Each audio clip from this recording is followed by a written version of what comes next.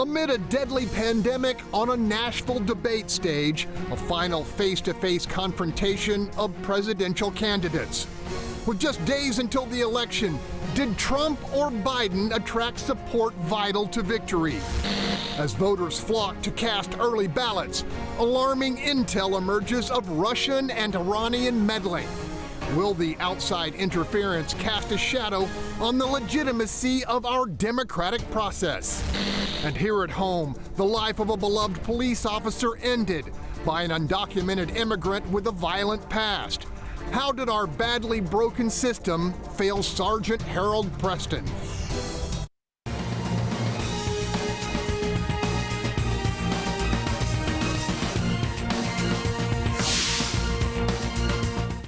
I'm Greg Groogan, and welcome to What's Your Point, where our panelists call it like they see it. Let's greet them. Starting us off, well-known businessman and columnist Bill King. Next up, Charles Blain, founder of Urban Reform.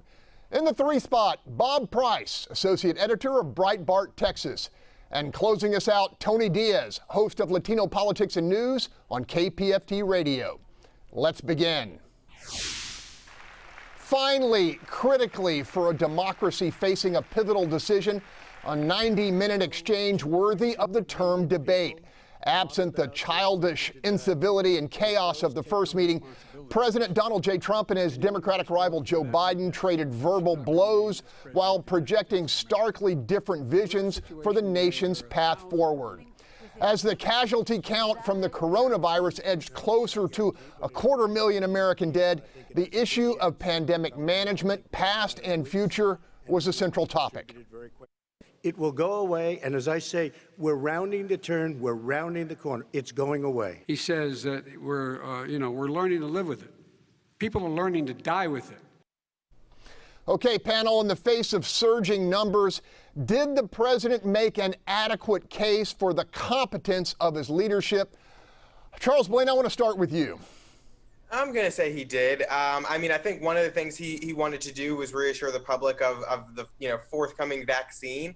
And that's something that he said on the campaign trail before. It's something he said in news interviews. And now he's saying that, by 2021, we should be starting to administer the vaccine. And we know that they can get an emergency use authorization by the end of November. And so I think we're starting to see that. And that's not, we shouldn't overlook that, because it can take up to 10 years and $500 million to develop a vaccine. And the fact that within a year from, the first American contracting this virus to getting a vaccine, at least beginning to those first stages of being administered, is a big deal. Okay, Bill King, on the day of the debate, 1,000 Americans died. Numbers are surging. You've been studying this virus. What was your take on the president's presentation at the debate? Well, I don't know that I'm not sure how much I agree that numbers are surging. Cases are going up, but also testing has gone up dramatically. The positivity rate has moved up about a point from 5 to 6%. Fatalities have actually been flatlined now for 6 or 8 weeks. But look, this has just been a bad issue for Trump. I mean, it's a very difficult problem to manage. Nobody has actually done a very good job any place that I can see, Democrat or Republican, in dealing with it. I'm not sure it's something that you can really manage. But I think that, they did a couple of things right. They shut down the country early, which frankly I disagreed with at the time. Joe Biden, by the way, also disagreed with at the time.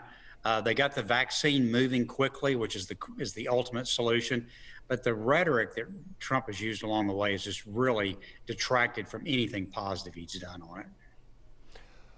Okay, Tony Diaz, was this a winning topic for Joe Biden? Clearly, especially because it took electronic intervention for Trump to compose himself enough to take part in an actual debate. And the actual debate revealed his limitations. He couldn't get his thoughts in order, just like he can't get the plan in order. So he started off by saying, I take full responsibility. It's not my fault. And then Biden just laser focused on the fact that additionally, Trump doesn't have a timeline for the vaccine. Trump said that the epidemic would go away by Easter, then by summer. And additionally, Trump said that the spike happened in Florida and it was over. Biden pointed out that there were 70,000 cases. And if you're keeping track at home, there are 80,000 recently. And I think Biden closed smart by saying when he's president, if you elect him, he'll have rapid testing. and a national standard for opening school, opening businesses. I think it just showed that Donald Trump can't put his thoughts together, just like he can't put a plan together, and he mismanaged all of that too. Okay, guys, shifting topics. The issue of health care was another major point of conflict. Joe Biden called medical coverage for all a basic American right, vowing to expand the Affordable Care Act to create Biden Care. Mr. Trump countered by accusing the former vice president of advocating government-controlled single-payer, socialized medicine. Panel, this is a fundamental inflection point. Who made the best argument for the path forward? Bob Price, we want to hear from you on this. Well, first off, what the vice president didn't tell you, but the Democrats have told you all along, is not only do they want universal health care, they want universal health care for illegal aliens coming into this country by the tens and hundreds of thousands. Actually, 1 million who came in last year. So that's the piece they leave out of this whole thing. But the big news of the night was a press conference that was held actually before the debate, where Tony Bobulinski, a former business associate of Hunter Biden, came out and made very credible accusations of serious wrongdoings by not only Hunter Biden, but the vice president of the United States with Joe Biden. And he has evidence to back that up. He's meeting with the Senate to bring that issues forward. And that was the news, and it was completely ignored by the mainstream media. We're going to talk about it later in this show. Charles Blain, I want to go to you on the issue of health care. Who came out on top? Do you think that America is ready for Biden care? I don't think so. And I don't think, I mean, I didn't walk away with anybody coming out on top of that issue. I mean, I think, we talked about Biden care and bringing a public option to compete with insurers. That wasn't very exciting for me. I think Bob definitely just mentioned that it would also include the covering of hundreds of thousands of illegal immigrants who come into this country. And that's also not exciting and carries a hefty price tag. But the president hasn't really laid out a detailed plan either. And so I'm kind of just stuck in the middle with, I don't know who would be best at this. Healthcare is a complicated issue, and I have yet to see a plan that I can get excited about. Okay, Bill King, jump in here. Who got the better on the issue of health care? Well, I think the Republicans have fumbled this issue through the last 4 years. What people really care about is pre-existing conditions. All they had to do was to pass a law that says you can't discriminate against people with pre-existing conditions. I mean, how hard is that to do? Everybody in Congress agrees with it. And so the Democrats have just used that issue to beat them over the head nonstop in all the local congressional races. It's the one issue they keep coming back to and back to. Why didn't Republicans get off their ass and solve that last time? Look, that's not a comprehensive solution. We've got a lot to work out to come up with what our national health care policy is. But that is the hot button issue that Republicans did not address. Tony Diaz, when you're out on the street, are Democrats talking about better health care? Is it still a top issue? It's also the whole issue that the Democrats took the House back with and have been working on and exploring. And I'm proud of Democrats for coming up for a real plan, because Obamacare still in place, even though Trump, as Biden pointed out, tried to get rid of it. He did not. He hasn't done his homework. He's trying to slap together something. And if I can quickly address the salacious issues both Republicans on the panel have brought out about undocumented workers, let's get something straight. Donald Trump not only hired undocumented at Mar-a-Lago, however, he's maligned them and made them essential workers. So let's get something straight. The hypocrisy of Republicans is that you make them essential workers 1 minute, and then you're trying to vilify and hurt all Americans by hurting healthcare right now. That's exactly what they did with Obamacare. Republicans sabotaged Obamacare because it has Obama's name on it. So get your act straight, stop discriminating, and let's protect American families with healthcare under Biden. Okay, we're going to leave it right there for right now. Still ahead, our discussion of the presidential debate continues with an emphasis on the Lone Star State, which pollsters are calling now a dead heat, so don't go away.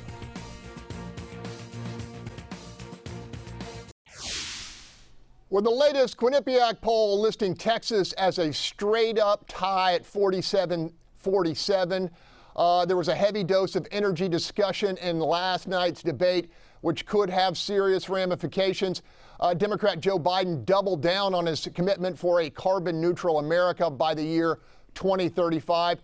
According to Rice political analyst Mark Jones, that was a sledgehammer message to Houston's oil and gas folks that their industry is essentially a dead man walking if Democrats prevail.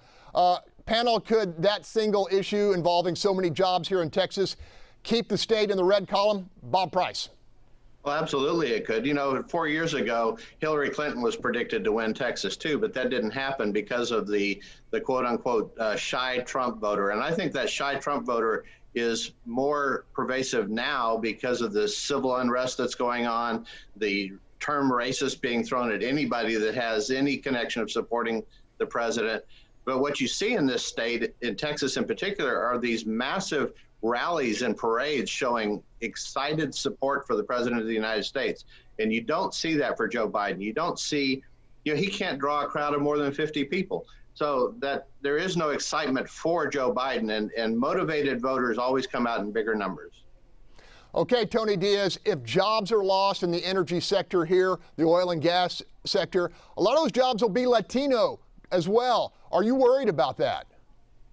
Well, of course, I don't want anybody to be employed. I want people to have good jobs. But guess what? It's not the Democrats that are going to ban fracking or oil. Nature is going to ban it. Nature is going to ban it. COVID-19 is taking the bottom out of the market. Right now, they're declaring bankruptcy. So Joe Biden said by 2050, there'll be a transition out. That means we have 30 years to get there because we're going to be forced there one way or the other. The other thing I'm going to add, too, that really offended me by Donald Trump's answer is that the question specifically was about Houstonians suffering the pollution from the oil industry. And that's Barrio Manchester, which is Mexican Americans living under those smokestacks, playing in playgrounds where they have to breathe in carcinogens. Trump has no idea about our experience because he ignored that. And he also forgot the fact that some of the folks with the good paying jobs, they've moved out to cleaner air. So the community needs to speak up and say that they've got to be protected too. This industry has to be, it's going to go away. Get used to it. Bill King, what's your read on this? Well, I think your question was about what effect it's going to have on the election. And I tell you what, I've gotten a lot of calls from my friends who were, on the fence or were going to kind of hold their nose and vote for Trump, who really were upset about Biden's answer about this. I mean, the kind of transition he's talking about, it's absolutely going to take place over time, but we need to let the market work that out and not come in and impose a regulatory regime that puts in place. That'll cause incredible disruption. And I heard a lot of support for Trump firmed up since the debate purely on this issue. They said, wait a minute, this is going to wreck my business. Even people that are not in the oil business, but serve people, people in the medical field. And where do you think all those patients at the medical center come from? So I think this was maybe a turning point for Trump in Texas. We'll keep an eye on it. Still ahead, they're back, or maybe they never left, with fraud allegations already flying. New evidence of foreign meddling threaten the integrity of the coming election. Russia, China, and Iran all meddling in America's electoral process. That's the assessment of our nation's top election security experts, who are warning voters to be on the lookout for efforts to manipulate their choice at the ballot box. This data can be used by foreign actors to attempt to communicate false information to registered voters that they hope will cause confusion, sow chaos, and undermine your confidence in American democracy. Panel, safe to say the meddling does little to bolster overall confidence in the process, already under fire from the president, who has made predictions of mail-in ballot fraud. I'm going to go to you, Charles Blain. What do you make of this announcement by our intelligence agents and the FBI? Yeah, so it's interesting because this came up. I actually spoke with former acting U.S. Attorney General Matt Whitaker about this, and he made a good point that this has been happening for decades. They have been trying to interfere and have been interfering with our elections. Russians, North Koreans, Iranians have been doing this to sow chaos. And because they help one candidate or hurt one candidate does not mean that they oppose or support one candidate. They just want to sow chaos and have Americans question the system. And they do this to other countries as well. And so instead of trying to pin it as one candidate or another candidate's problem, we need to be unified in trying to ensure that our elections do have integrity and that we are keeping them out. And I think too often we see them trying to just make this a one candidate issue when it's really not. Bob Price, it's really interesting here. Iranians are trying to undermine Trump and the Russians are trying to damage Biden. What do you make of all this? Well, to Charles' point, foreign interference goes way back, and way back to the Whig-Tory days in the U.S. history when France was trying to interfere in other countries. So that happens, and we need to do everything we can to make sure it doesn't happen. But the facts in this issue are that the Iranians in particular would like nothing more to see a weak Joe Biden come back in and reinstate the big cash gifts to the Iranian government that they had before. And China and Russia, I don't think either one of those countries really want Donald Trump to be reelected, because he's been tougher on them than any president in history. So when you look at the things that the president has done, it's no wonder that they're going after him and trying to stop him from being reelected. Bill King, what do you make of this emerging threat? I think we need to be real clear about there's two distinctions here. One thing is propaganda about, the elections. And frankly, we've been doing that for years. It was called Radio Free Europe for decades. But there's another issue, which is actually trying to hack into the election systems and somehow affect the actual counting of the vote.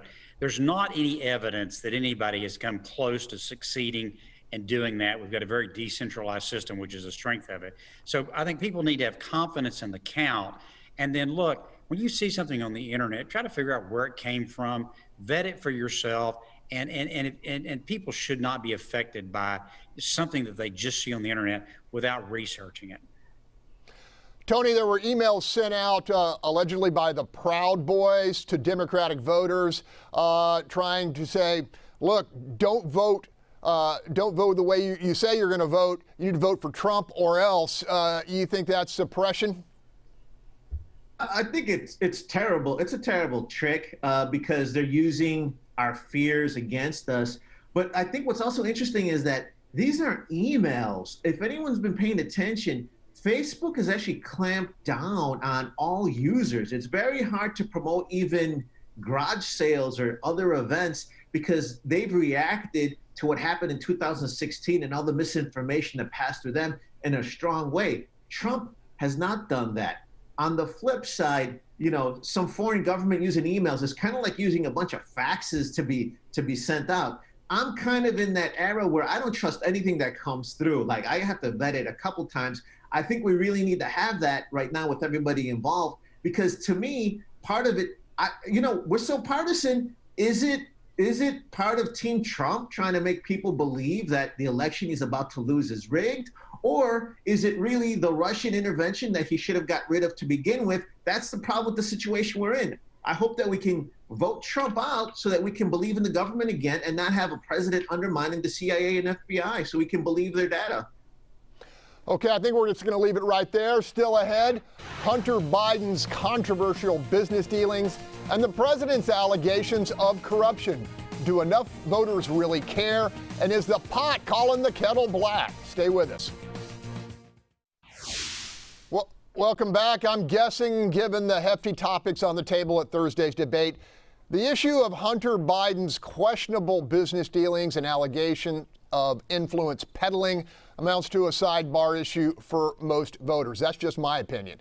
That didn't stop Mr. Trump from pressing the issue and Mr. Biden claiming he's never taken an improper penny from overseas. What looms over all these sordid claims and counterclaims is the long tradition of trading off adjacency to power regardless of political party.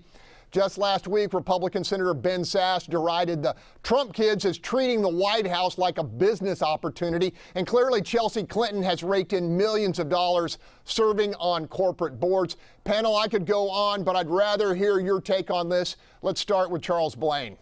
Not a sidebar issue at all. This is exactly what the American people hate about politics. You have a privileged kid who's trading on his father's or his proximity to power for money and board positions and God knows what else. And then to compound that, you have the media, which has largely refused to cover us. And then even going further, Tony just mentioned social media before. You have social media, which acted as kind of a proxy to the campaign by silencing it, not allowing you to retweet this stuff, demonetizing platforms that were sharing it, shutting it down on Facebook so that people couldn't see it. And so there's this whole cabal of corruption that has gone to great lengths to silence this story. So it's not a sidebar issue. It's actually a huge issue, in my opinion, because people do need to hear this. And I think with the Trump kids, they've gotten a lot of flack over the past 4 years about what they've done, but at least their dealings were rather out in the open, you know, with Ivanka and her companies and things like that. This has been covered up by the campaign and by social media and by the actual media.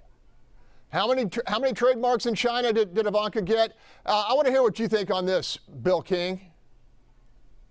Well, look, it's kind of a pox on both their houses as far as I'm concerned. I've never understood why the Hunter Biden serving on the Ukrainian natural gas company and getting paid an absurd amount of money to be on that board hasn't gotten more coverage, you know, while Biden was vice president. I mean, it's just ridiculously inappropriate. Now, this latest round of information, you know, we don't know whether it's legitimate or not, but if it does, it certainly shows that Joe Biden himself was much more hands-on with arranging these influence peddling schemes. You know, whether it has any effect on the election right now, I think most people have kind of decided that, you know, they don't like either one of them. They're going to hold their nose and vote for one or the other. Okay, Tony, you know, you've talked a lot about the Trump kids. This should bother you, some of the information that's coming out. I mean, it does look like Hunter Biden traded on his name and did peddle some influence. I think Biden handled it brilliantly because he said nothing unethical happened. And he pointed out that during Trump's impeachment, his own team said that he acted within bounds ethically, and that's using the evidence used to defend Trump to show that there was nothing there. Additionally, he had a lot of grace to not go family for family, because I don't know if I could have done the same thing, because he could have called out the nepotism in his family, how the mediocre kids are making a lot of money. They would have never been in the White House if their dad had not been there. And he could have also mentioned other family members. You want to talk about dirty family business? You got Mary Trump, who wrote the book, Too Much and Never Enough, who basically chronicles how Trump ripped her family off. That, to me, as someone that loves family, that's the lowest. So I think it's been handled, it's been dealt with, and Biden is smart to continue just blasting away at Trump's inadequacies. Okay, we got to leave it there. Up next, the death of Houston police sergeant at the hands of a violent offender living in this country illegally. Why does this keep happening? Salvadoran immigrant ELMER MANZANO is charged with shooting and killing HPD Sergeant Harold Preston, who was responding Tuesday to a report of domestic violence. Turns out MANZANO was living in this country illegally, had been arrested and jailed for violent crimes at least a half dozen times, and had never once been deported. Preston was a 41-year veteran of the force, was deeply respected, and on the verge of retirement. There are many questions still swirling around this case, but the biggest is this: how ELMER MANZANO, with his criminal history, was allowed to remain in this country and kill. Bob Price, I know you've been doing some reporting on this, so what's your point? Well, first off, he entered the United States illegally in 1985, was picked up by Border Patrol, and somehow qualified for some type of protected status and allowed to remain in the United States with an expiration date of 2000. Now, like 93% of these fake asylumees that come into this country, he didn't ever show up again. He didn't ever come and apply for legal status. He didn't do anything to try to become legal. Why? Because he was already a criminal, and a violent criminal at that. I talked to the U.S. Attorney Ryan Patrick on this issue, and he actually had to file federal charges against this MANZANO because he was afraid with our current judicial system that they would let this guy out on bond, because as they have other capital offenses in the past. The issue is we do nothing about overstays of people staying beyond their legal status in this country, and that is one thing that neither administration, Republican or Democrat, has ever addressed. Tony, as somebody who advocates for immigrants, this has got to worry you. I mean, there could be blowback. A cop is dead. This guy shouldn't have been here.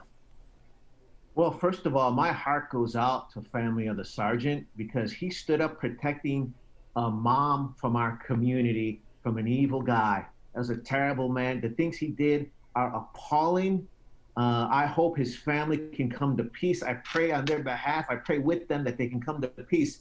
Additionally, like Bob said, and like Homeland Cuccinelli said, both administrations are to blame. We have a broken immigration system that we have to profoundly study. He got busted in '94 and 2002. I wish someone had done something then to prevent this now. And this touches on so many other issues, domestic violence, so much other things. So my heart goes out to them. We need to protect our community. Both parties need to come together to make immigration work for the people who serve our community and for community members.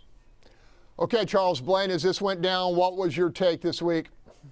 Yeah, I mean, well, like Tony said, we're definitely praying for the family, and I do want to say, because our co-panelist Tamara Bell will kill me if I don't, that he was in her super neighborhood, a neighbor of hers, his neighbors sang Preston's praises and still continue to do so. But like Bob said, I mean, Bob and Tony both said, this is a clearly a problem of our broken immigration system. And the fact that just days before this, he had an interaction with HPD and was still not kind of brought up on the fact that he was an illegal immigrant. The charges were not filed that day because I think the DA's office said, or the HPD said that there were no charges found or something like that. But the fact is that he was still an illegal immigrant, and the fact that we continue to let this slide, that's an issue. I mean, and this should be alarming. Even, immigration activists and otherwise should all be condemning this and should all be pushing for reform because these situations continue to happen. Okay, Bill King, close us out with your thoughts. Look, for the last couple of decades, both political parties have decided that they want to make this a political issue to rev up their bases as opposed to actually solving the problem. And the cost are people like this great man that was out there protecting our community. The two parties need to set aside the politics and solve this problem. We've known what the solution is for a long time. We need comprehensive immigration reform. And, and it's just, it is an embarrassment to me that we cannot get this problem solved when the solution is so clear. Okay, we need to work on it as a country. Up next, almost as quickly as it reopened, schools to students, Houston ISD shuts down 16 campuses after detecting coronavirus.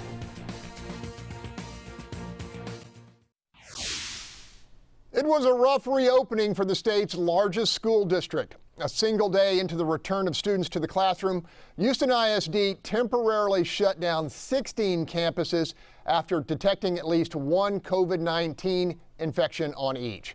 While each of the schools has since been reopened, trouble for the district continued, with dozens of teachers staging a sick out Thursday to protest what they consider inadequate protection protocols.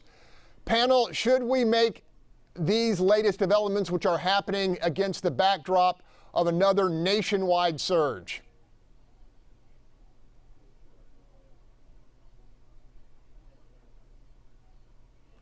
Well, I think if only 16 of 283 campuses had to shut down, I mean, I think that's a good sign that we're doing things right. I mean, sure, people should take up the procedures that need to be put in place to be safe. And I understand the teachers' concern that all these things are happening, but I think that should be a good sign that one of the largest school districts in the state only had to shut down 16 campuses temporarily. Bill King, jump in here. Did you anticipate this? I did not, and it seems like to me that shutting a whole campus over one case is not a reasonable criteria. I didn't realize that was their criteria. But look, opening these schools is going to be difficult, and I don't want to be criticizing HISD a lot for trying to do a very difficult task. I'm glad to see they're trying to get the kids back in school. Bob Price, what was your take when you saw this kind of, stop and start opening? Did you anticipate it? Well, it was completely predictable. You bring all these kids in. My daughter is a high school teacher and goes to work every day in fear of catching this virus in front of her students. Students are packed into these classrooms. She's got 30 kids in a classroom. They're about 1.5 feet apart from each other, and she's about 5 feet from the front row of desks. So they're not doing this probably. HISD did change their policy, by the way. Now you have to have 2 cases in a school before you can shut down the campus. But it's ridiculous. You have to have been able to predict that there was going to be more outbreaks as you bring all these kids into close proximity. They refuse to wear their masks. They party together. They play around together. They horseplay, all of that stuff. And it just puts these teachers, it puts the staff, and it puts their families at risk. Tony, you've been teaching virtually. We had that sick out by the teachers. What was your take on their issues? Are they justified? I understand completely why they're scared. And even before fear of the epidemic, it's hard to teach. It's hard to transition to teach virtually, as parents understand now, because they were part-time parent and teacher. Well, imagine having to teach virtually and in person, because that was the choice. Some students chose to go to school. Some students chose to stay remote. Additionally, we got to worry about the parents. The parents, it was about 40%, if I understand correctly, chose to send the students to school. I'm sure it's because of work issues, might be connectivity issues. Students might not have a quiet place to study, and they may not have childcare. We've got to take all these factors in, because the students shouldn't lose this class time either. I think we need to really get all our leaders in, be open to changing some of these rules and accommodate locally some way to make this work, because I don't see a way around this right now. Okay, we'll keep an eye on it. Still ahead with a budget hole to fill. Houston City Council votes to increase your property tax bill.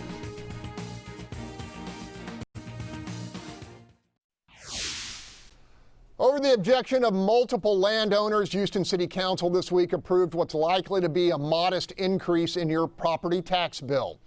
While city leaders actually reduced the tax rate, the appraised value of land, homes, and buildings more than offset that discount. Mayor Sylvester Turner said the millions in added revenue are needed to offset the loss of sales tax and fees due to the pandemic and forestall the layoff of firemen and police officers. Councilmember Mike Knox called that claim a scare tactic. Panel, as a result, the average homeowner will pay about $40 more this year in city property tax than they did last year before the pandemic took an axe to this economy. Bill King, what's your read on this? Look, I mean, the city just keeps undermining the value proposition of living inside the city limits. I mean, it's not just this $40. It's a drainage fee. It's a garbage can fee. It's, property taxes going up every year through the appraised value. At some point in time, people just decide, hey, you know what? It's not worth living here, and it's not worth having a business here. I had lunch with the investment officer for a major real estate investment company just on Friday, actually. And he told me that they have redlined the city of Houston, and they are making no more investments inside the city of Houston purely on a business reason, because they don't think the value proposition is there. These elected officials do not understand people can vote with their feet. Okay, Tony, this proposal had overwhelming support on council. I think the vote was 13-4. But those who were against it pointed out that, $40 is going to trickle down to the folks and hurt the ones that can least afford to handle the financial pressure during this pandemic. Are you okay with this de facto increase in tax bills? This is a real conundrum, because exactly, there's hardworking families that $40 is a light bill. On the flip side, Bill mentioned people fleeing the city. Because of the pandemic's hit on the budget, we're going to have basic infrastructure problems that will affect our lifestyles here. And that's not even taking into account coming up with money to change flooding, to fix all sorts of roads, et cetera. We're in a tight bind. In this particular case, I can live with this. I hope that we can mitigate it and help folks that this is going to be a struggle for in some other way. But folks, we're going to have to tighten our belts, especially because of what COVID has wrought among the tax base. Charles Blain, you keep a close eye on City Hall. Overwhelming support for this de facto increase, even though there was a rate decrease. What was your take? Well, of course, because elected officials, if you ask them if they need more money, the answer is always yes, particularly in our cities. Here's the thing. It is becoming increasingly unaffordable to live in our cities, not just Houston, but cities in general. We just released an upward mobility index that shows that it is less, that folks who are on the lower end of the socioeconomic spectrum have less of less ability to become upwardly mobile in our cities, and things like this are the reason for that. And so I think, you know, the bigger issue though here is that it's the appraisals. They have decreased the tax rate. They'll tell you that and sing the praises for that, but they're still collecting more tax revenue. And so we should have frozen appraisals during this time, because what Tony said was correct, but it was incorrect in the sense that it's not the pandemic that caused the issue, it's the local government shutdowns that caused the issue. So we should have frozen the appraisal rates so that we wouldn't see these increases this year. So as long as the cities keep doing this, people are going to keep fleeing to Harris County, and they're just going to keep squeezing their tax base. Okay, final 30 seconds goes to Bob Price. Well, to Bill's point, urban flight isn't something that people are thinking about doing. It's actually happening. You know, what a shock that Democrats actually want to raise taxes. But what we're seeing now in East Texas is real estate sales are going through the roof as people are fleeing from urban areas. And you're seeing that not just in Texas, but across the country. The combination of the pandemic and the wasteful spending and mismanagement by Democrats of these major cities across the country are driving people out. All right, we'll keep an eye on it. Up next, she's the war hero turned Democratic candidate looking to unseat Senator John Cornyn. A one-on-one conversation with MJ Hegar when we come back.